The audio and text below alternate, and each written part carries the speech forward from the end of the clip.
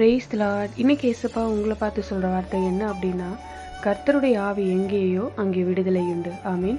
அதாவது சில காரியத்தில் நீங்கள் விடுதலை இல்லாமல் கஷ்டப்படுறீங்களா? இந்த பாவத்தை என்னால் விட முடியல, இது என்னை தொடர்ந்துட்டே இருக்குது, இதுலேருந்து வெளியில் வரவும் முடியல, வெளியில் சொல்லவும் முடியல, இது வேண்டான்னு நினைக்கிறேன் ஆனால் தொடர்ந்துட்டே இருக்குது, இதனால் என்னால் சரியாக தூங்க முடியல, ஒரே மன அழுத்தமாக இருக்குது, ரொம்ப போராட்டமாக இருக்குது, எனக்கு இதுலேருந்து எப்படியாவது ஒரு விடுதலை வேணும். இது மாதிரி சூழ்நிலையில் இருக்கீங்களா? நீங்களும் என்னென்னமோ செய்து பார்க்குறீங்க, ஆனால் ஒன்றுமே முடியல.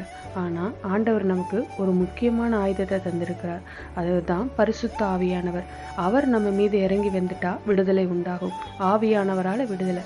அது என்ன ஆவியானவர் அப்படின்னா, கர்த்தரே ஆவியானவர். கடவுள் என்கிறவர் ஆவியா இருக்கிறார். அவரை பார்க்க முடியாது, ஆனா அவருடைய சத்தத்தை கேட்க முடியும்.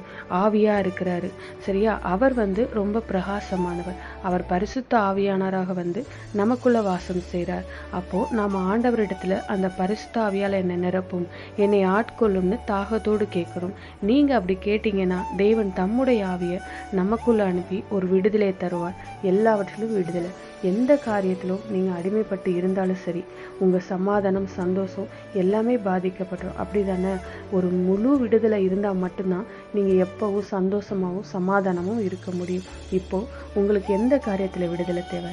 இப்போ என் மேல பரிசுத்த ஆவியை இறங்கணும்னு நீங்க ஜெபிக்கும் போது தேவன் தம்முடைய ஆவியை உங்களுக்குள்ள அனுப்புவார். ஒரு பெரிய விடுதலை, ஒரு மன மகிழ்ச்சி உங்களுக்கு உண்டாகும். விசுவாசிக்கிறீங்களா? அப்படின்னா விசுவாசத்தோடு ஜெபிக்கலாமா? எங்கள் நல்ல தகப்பனே, அப்பா, நீங்க தான் பரிசுத்த ஆவியானவர். நீங்க எனக்குள்ள வாசம் பண்ணுங்கப்பா. என்னை பரிசுத்த ஆவியால் நிரப்பி நடத்தும் என்று ஜெபிக்கிற ஒவ்வொரு பிள்ளைகளையும் பரிசுத்த ஆவியால் நிரப்பி ஆட்கொள்ளுங்கப்பா. உம்முடைய வல்லமை அவர்களுக்குள் வரட்டும். எல்லா அடிமைத்தனத்திலிருந்தும் ஒரு விடுதலை இயேசுவின் நாமத்தில் உண்டாகட்டும். கர்த்தர் அப்படி செய்வதற்காக ஸ்தோத்திரம். இயேசுவின் நாமத்தில் ஜெபிக்கிறோம் பிதாவே. ஆமென். God bless you.